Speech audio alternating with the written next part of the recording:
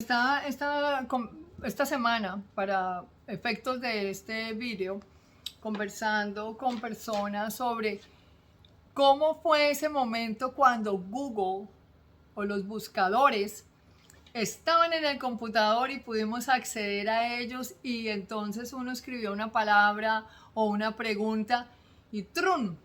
Millones y millones de documentos con información relacionada con lo que queríamos saber. Es como, mejor dicho, ese impacto es como el que estamos teniendo hoy en día con la inteligencia artificial y el chat GPT y los otros chats inteligentes que tenemos, que estamos descubriendo, que nos soltaron ya para nosotros, porque esta tecnología existe desde hace tiempo. Lo que sucede es que no ha estado en nuestras manos, no hemos tenido acceso a ella, pero está desde hace tiempo. Y yo decía que desde el 2012, que yo tenía un programa de radio, Soluciones de Casa con Carolina, acá en el DMV, hablé de la robótica y le decía a la gente, tenemos que prepararnos porque vamos a llegar allá, y yo creo que la humanidad no está preparada para la era de la robotización. Lo cierto es que Internet pues es algo que crece, no se multiplica, sino crece exponencialmente, y muchas cosas que esperábamos para ese futuro del 2050 pues está aquí el día de hoy y está sucediendo en muchas áreas también. Total que bueno, dirán, pero toda esta carreta, ¿qué, Carolina? Si ustedes de bienes raíces, pues sí, lo estaba diciendo porque cada día estamos más desinformados. O sea, uno tiene que leer la información. ¿Quiénes escriben las historias de la guerra? Quienes la ganaron la guerra, porque quienes la han perdido, olvídese, no lo han podido hacer. Y yo digo que uno siempre tiene que ir y leer quién es el autor de cada información, saber cuál es su ideología, porque eso es lo que le va, sobre eso le va a escribir. O sea, esa va a ser como el patrón y la marca de lo que usted va a leer, ¿no es cierto? Y lo digo porque me preguntan, Carolina, ¿sí se van a caer las tasas de interés? Las casas, el precio de las casas se va a derrumbar, entramos a recesión. O sea, una serie de preguntas que mi respuesta honesta es yo no sé, no tengo ni idea, porque cada día van pasando un montón de cosas y porque vivimos en un mundo no solamente globalizado, sino estrechamente interlazado. Cualquier cosa que está sucediendo allá en el exterior nos está impactando acá. Y en el área de bienes raíces, pues que es tan grande, tan poderosa. Es una plataforma inmensamente poderosa que sustenta tantas otras industrias, pues donde hay crisis en bienes raíces se van a afectar las otras industrias. Estoy hablando remodelación, estoy hablando de ventas, por ejemplo, piense usted en los electrodomésticos, piense en la gente que hace limpieza, los que construyen las tejas, el siding, lo que traen, estamos trayendo que hubo, porque en este momento hay crisis, por ejemplo, crónica con respecto al inventario de casas. Yo le estoy hablando del DMV, pero yo sé que eso es a nivel nacional. Es crónico el problema que hay, supremamente grande. Y se supone que es porque no hay casas nuevas. Y no hay casas nuevas porque no hubo suficientes suministros de China. Pero también creo que hay otros intereses creados para que este movimiento de casas nuevas pues no se esté dando de la manera que se estaba dando anteriormente. Entonces ahí viene toda esta interrelación. Las tasas de interés que comenzaron a subir, a incrementarse con respecto a mejor dicho, a esas tasas de interés que estaban por el suelo cuando la época de pandemia, que fue sencillamente una solución para que esta plataforma fuerte no se fuera al suelo, porque si no, pues imagínense, yo hice un video sobre eso y se los expliqué. Les dije, hubo una reunión muy importante y decidieron poner las tasas de interés como nunca antes se habían puesto en bienes raíces. Entonces, ¿qué hizo? Que se siguiera moviendo la industria, que la gente siguiera, a pesar de que no había suministros. No había aluminio, no entraban ciertos tipos de tornillos y de cosas, de ciertos elementos que se necesitan para construcción. Entonces la construcción quedó bien opacada. Había clientes míos que querían casa nueva, recién hecha. No se podía, o sea, a largo plazo, pues, pero ahí cerquita no. Entonces tenemos este problema que es crónico. Precios, ¿se va a desplomar los precios? Pues mire, yo creo que cada mercado es diferente, el área acá en los Estados Unidos.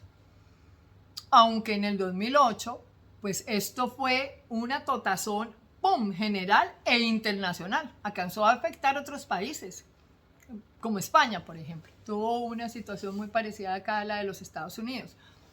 Pero la situación fue diferente en todos los aspectos, porque en esa época se estaban dando préstamos sucios. Le daban casas, préstamos para comprar casas a personas que no la podían comprar. Y no le pedían absolutamente nada. Cualquiera podía comprar casa. Y está bien. Para eso están los programas que tenemos acá, no como en otros países donde la gente no puede comprar casa. Para eso está FHA, para gente que tiene no un crédito perfecto, que tiene ciertos asunticos, que tiene deudas, que está joven, una parejita recién casada, o lo que sea, pues puede acceder a un FHA. Pero es que en este momento le estaban dando préstamos a gente que no podía pagar esas casas y que se sabía que no las iba a poder pagar. Y las cogieron, las vendieron, las empaquetaron y las pusieron en el mercado bursátil. Y entonces eso fue lo que hizo que tuviera un efecto, obviamente, en otros lados también. Y que la totazón fuera tan grande y hubo casas que perdieron hasta el 50% de su valor. O sea, en el área donde yo estoy, había propiedades que se estaban vendiendo, me acuerdo, por 480,000 y su valor real era de 280. Entonces era una cosa loca. Y bueno, pues cuando se cayó todo, también se cayó eso, también se cayeron esos precios y sucedió como a la princesa esta del cuento, que a las 12 de la noche pues se le acababa la magia. Entonces esos 480, un préstamo, una persona había sacado un préstamo por 480 y de un momento a otro, no señor, es que esa casa vale 280. Significaba que estaba en negativo. Eso es lo que se llama underwater, por debajo de agua, que esa traducción al español pues no, pero en inglés sí se entiende exactamente qué es. Estaba underwater. Y entonces a la gente le tocaba salir de esa casa porque ¿cuándo iba a volver a coger como ese valor de 480? ¿Cuántos años tienen que pasar para que llegue a ese valor, se estabilice y luego tenga equity, que es la última razón de tener una propiedad, ¿no es cierto? Crear riqueza, tener ganancia, tener plusvalía. Pues nunca. Entonces la gente tenía que salir de esa casa, pero como no podía pagarla, esos 280 o 200 y pico de mil que le debía al banco, pues le tocaba tirar la casa. Y por eso tuvimos todas esas casas abandonadas. Eso, si usted no lo vivió, pues esto es más o menos una partecita de toda esa tragedia. Yo sí lo viví. Lo viví como realtor e hice todo, porque yo hice short sales, hice deed in lieu, que es entregar la casa por las llaves por la casa, con el perdón de la deuda. Y después como consejera de vivienda pasé a hacer modificaciones para gente que se quería quedar en su casa. Con ese underwater de pronto, pero que se quería quedar en su casa y tenían que ajustarle el pago, porque es diferente un pago de una casa de $480,000 o $500,000 a una casa de 280,000. O sea, totalmente diferente. Y por eso el gobierno vino y le dio incentivos económicos a los bancos, para que los bancos pudieran llevar a cabo estos programas, como el que salió, Making Home Affordable, y pudieran darle este tipo de ayudas a las personas. Uno, para poder, como le digo, ajustarse a la realidad actual, pero el otro era también para perdonar la deuda, porque una persona que quede con $200,000 de deuda por una casa ante un banco, imagínense. Entonces tuvieron que hacer legislación del perdón de la deuda. Y venían todas estas cosas, complicado. realmente fue complicado. Bueno, hoy en día no estamos en eso. Por eso yo digo, nada que ver. Cuando la gente dice, no, vamos a estar como el 2008. No vamos a estar como el 2008. O sea, el origen y la situación no es la misma. Ahorita estamos viviendo otro momento. No quiere decir que no sea fuerte. Yo sí creo que es fuerte, pero no es ese. ¿Ok? Sin embargo, mi video esta semana ha sido un llamado a la gente a que se prepare, porque muchas cosas van a seguir pasando en el mundo. Yo creo que como humanidad estamos en un momento de transición. Estamos viviendo cosas importantes y entre más conectados estemos con toda la inteligencia artificial y todo esto va a ser un boom, una cosa. Yo le digo, no estamos preparados para eso, no estamos. Ni en mentalidad, ni los países, ni en legislación, ni en preparación de carreras, de trabajos, nada de eso. Los gobiernos no están preparados para lo que se viene con la inteligencia artificial, que ya está aquí. Entonces, pero eso no nos puede afectar nuestra vida y nuestros sueños. Y ese ha sido mi llamado en mis últimos videos a las personas. No se quede sin comprar su casa, deje de ser rentante. Si ya tiene una casa, compre una segunda. Comience a hacer riqueza, crear riqueza de otra manera. Porque claro, si usted es un comerciante exitoso y hace cosas por internet o tiene otro tipo de negocio, pues está perfecto.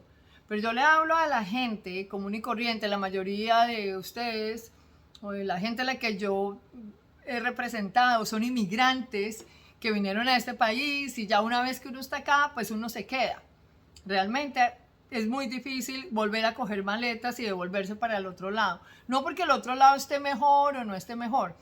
No es eso, es porque uno comienza a hacer una vida acá. Los hijos crecen, en mi caso yo ya tengo nieto. O sea, yo no quiero irme y estar lejos de mi nieto. Y mi nieto no se va a ir para mi país, que es Colombia. Ni mi hija tampoco. Entonces quisiera yo que no, pues ya mi vida es acá. Esa es la razón y creo que le pasa a mucha gente. Entonces esa es la gente a la que yo llego. Que quiero que el día de mañana, que no tienen un seguro social, un seguro privado de seguridad como un 401k, hayan construido algo, hayan construido riqueza de una manera interesante, segura, pero que no es para volverse ni millonario de la noche a la mañana ni nada de eso, pero son los pasitos seguros, como es tener una segunda casa o una tercera casa. ¿Ok? Entonces, pues ese es como mi mensaje ahora. ¿Qué va a suceder? Bueno, yo sí creo que todo se está poniendo muy lento ahora en el 2023. Las tasas de interés están estables. No esperemos una subida de tasas de interés pues loca, porque no creo que eso vaya a suceder, pero tampoco creo que las casas se vayan a desplomar, los precios de las casas, por lo menos en el área donde estamos nosotros. Y la razón es que hay un poco inventario. Si hubiera muchas casas, podríamos estar pensando, como comenzando a temblar un poquito, pero hay muy poco inventario. Entonces, pues cada vez que sale una casa ahora, pues otra vez, ¡pum!, mucha gente quiere comprarla. Me preocupan más bien otros aspectos, como por ejemplo, que la gente tenga que dar dinero por encima del precio que es para ganarse una oferta. Me parece una práctica preocupante. Me parece que comprar una casa sin inspección es preocupante. No estamos comprando zapatos negros que los podemos devolver a la tienda. Y otra serie de cosas. Eso sí no me gusta ni cinco. Y lo veo desde mi perspectiva de consejera de vivienda. ¿No es cierto? Pero bueno, ahí sí es cierto, es lo que tenemos en el mercado y es lo que les quería decir en el día de hoy, contar un poco cómo están las cosas y cómo la ven los expertos.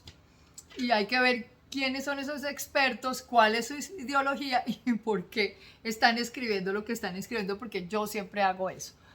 ¿No es cierto? Quiero saber qué es lo que me quieren vender a mí, a ver si lo compro o no lo compro. ¿Listo? Bueno, cuídense. Gracias por su atención si se quedó hasta el final del video. Hasta pronto.